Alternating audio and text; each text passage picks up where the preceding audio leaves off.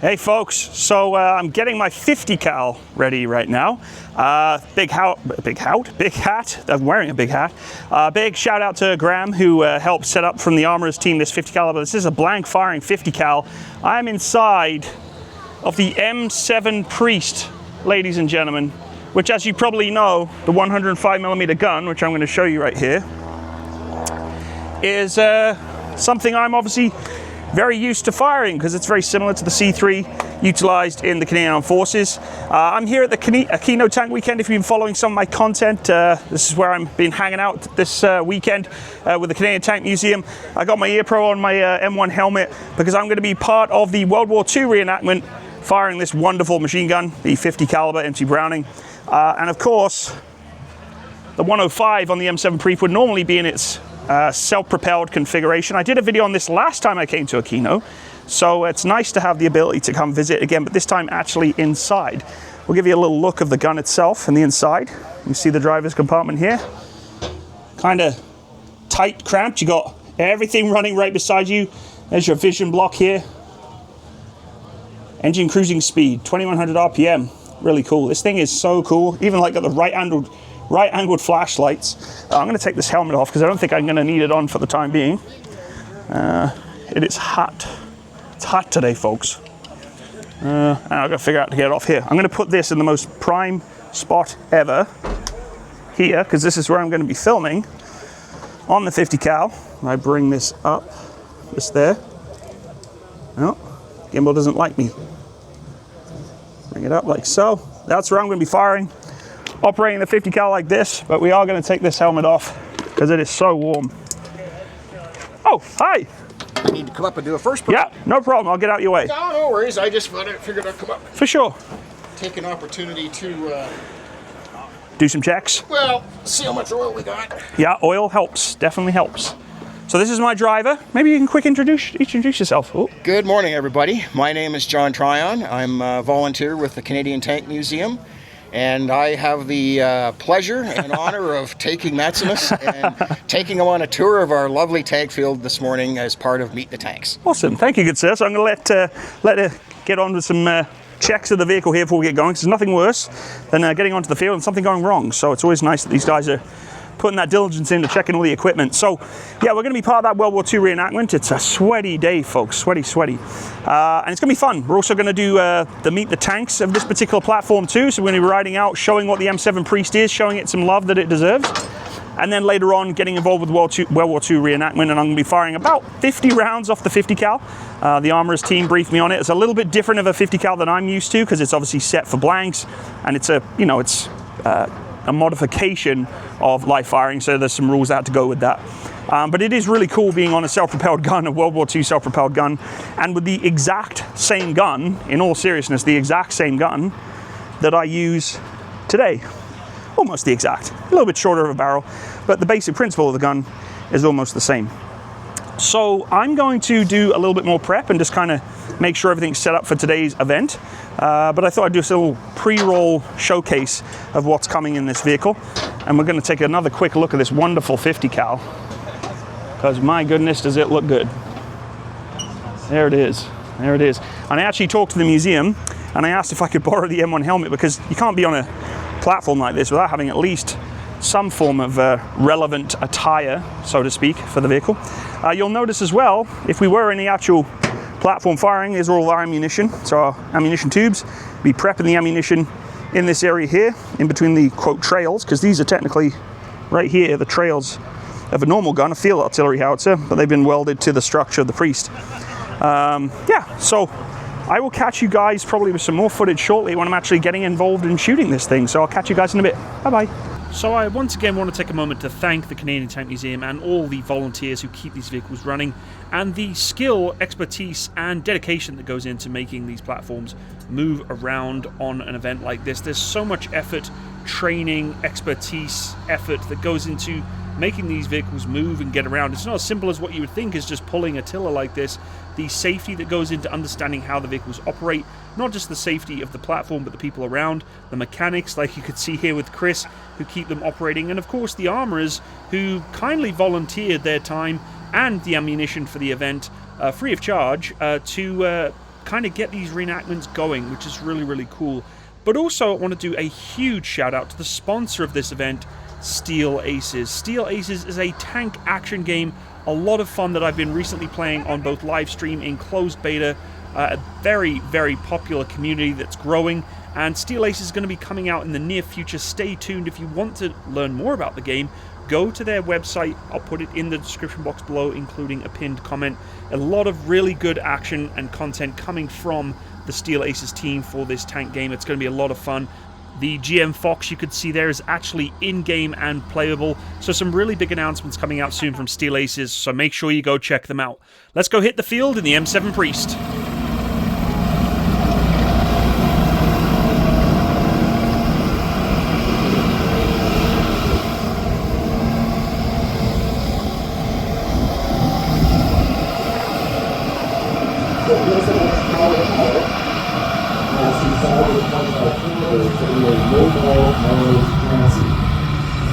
As they come by, this here for Maximus in the M7 Priest.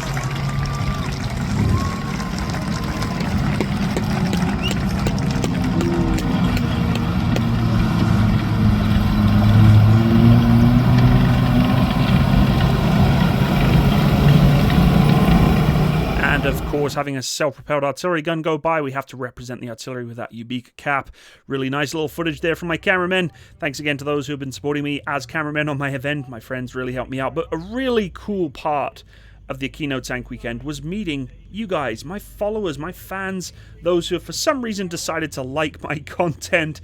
And these two young gentlemen were absolutely incredible. They, stopped me in my path and said, "Hey Matt, we'd love to hang out and see a little bit about what you're getting up to." And I said, "Hell yeah, let's bring you back to the M7 Priest before I go out in it." And these two young men were just so cool, so humble, big smiles on their face, being able to get kind of behind the scenes look at the M7 Priest. I was holding onto their GoPros, they got some footage. They'd followed my channel for quite some time. They actually personally found one of the museum cameramen, Cranky Monkey, who, hats off to you, sir. Thank you for getting these gentlemen to come hang out with me. They wanted to just kind of meet me and learn what's going on with this M7 Priest. So it's nice to see people genuinely interested in World War II hardware, or any armored hardware of that kind, and that they were just so happy. The smiles were genuine. They really cared about what was going on. And thank you guys. I can't remember your names. I apologize, but it's really, really, really appreciated to see my community come and want to come hang out with me and see what I'm getting up to. So the next portion of the event was actually going to prepare for the battle. Now, there were two separate battles for the World War II reenactments, one on the Saturday, one on the Sunday. And just like anything, no plan survives the first contact, particularly one where a YouTuber is on top of an M7 Priest firing 50 caliber. But that's okay, because once the Saturday event went through, we were able to refine and perfect the recipe for Sunday's show. It happens, not everything works to plan. And what I mean by that is I was actually overly cautious about firing the 50 cal. I had about 40 rounds, maybe more, and I didn't know if I should or should not fire. I mean, I know how to operate the machine gun, had the armor with me just in case, but I was nervous as to when to fire for the show. I didn't want to spoil it for the rest of the reenactors and saying, "Oh, when's Matt meant to fire?" But of course, when the show kicked off, infantry advancing and the Shermans firing away, they required some reinforcements, and they pulled the M7 Priest in a little bit later with myself, but again, I just didn't put enough rounds downrange. I was just really nervous and cautious about, ruining the script or the plot line, and that's okay, because on Sunday, we really perfected it. But here I am coming in on the M7 Priest with my little crew, put in a few rounds downrange, and next time, I'll be putting even more rounds downrange if I get the opportunity to play. But it was so much fun being the M7 Priest. Here is Saturday's battle.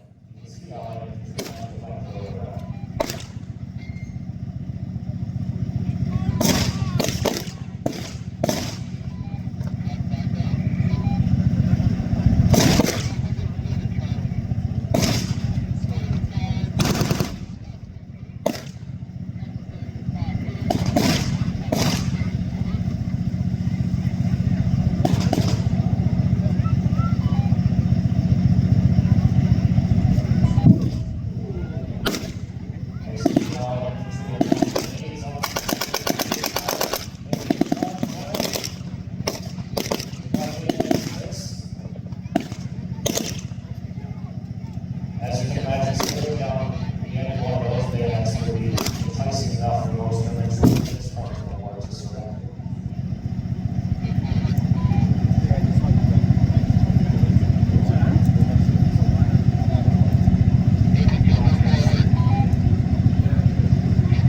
Now comes the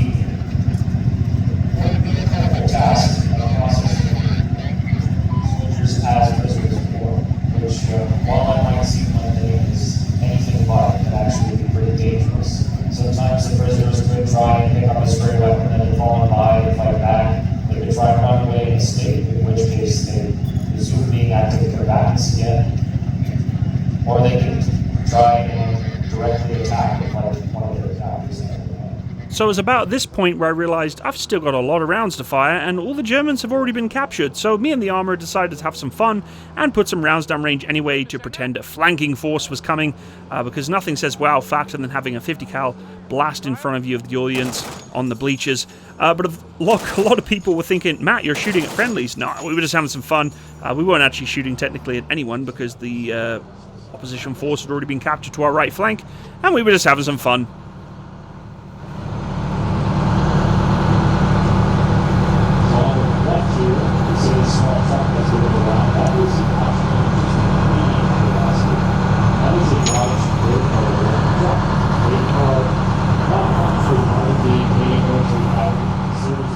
So as a bit of a after-action review, myself and the armourer decided, well, all the ammunition we couldn't fire on the Saturday, we were going to fire on Sunday's battle, and that's exactly what we did.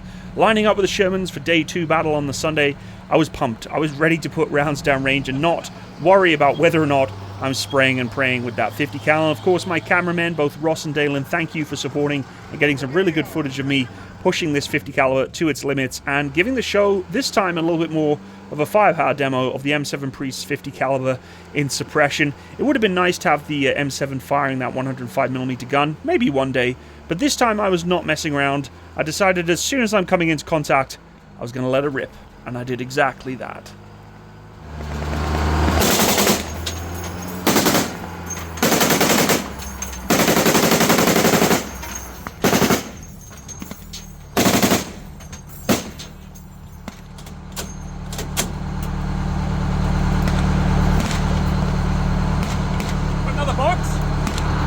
Is it in there? It's inside.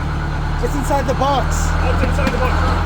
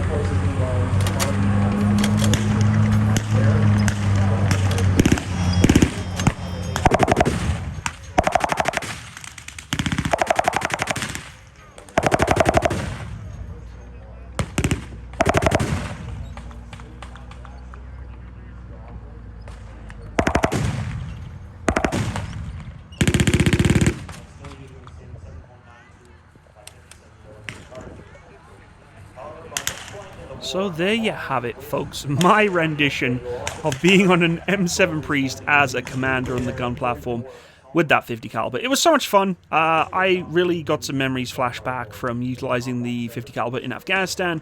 It's been quite some time since I've operated that weapon, and still to this day it brings hairs on the back of your neck when you're firing it. Really seeing the engagement of the reenactors was super cool as well. They do not mess around. They take that battle super seriously, and the Aquino Tank Weekend is obviously focused around the Battle of Aquino, which is what this is. And seeing the, I guess, audiences sort of passion into what they're doing and how the battle plays out was super cool. Like a lot of oohs and ahs.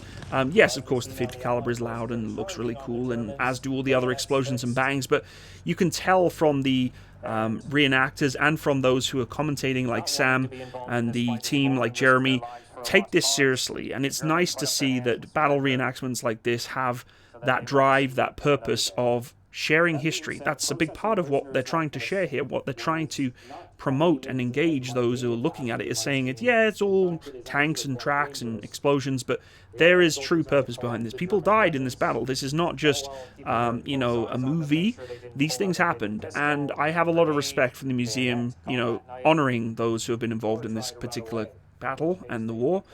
And even the likes of Steel Aces, who are sponsoring the event and creating the video game around tanks, honoring those vehicles, looking at the detail, the realism, and the, I guess, purpose of those platforms. They do have history behind them. They're not just a graphic on screen, and that's why I really like how Steel Aces is trying to base upon realistic data, realistic information around the platforms that are going to be in the game.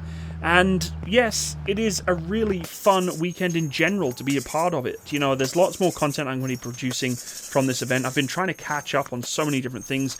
It was a very hectic weekend, but I had so much fun. Once again, to be able to play with a, you know, basically a heavy-duty machine gun, even in blank configuration. There's a lot of trust there coming from the museum and from the team, and even the armorers allowing me to operate that platform. They don't know me for anything. Yes, I'm a veteran, etc., but that doesn't mean anything.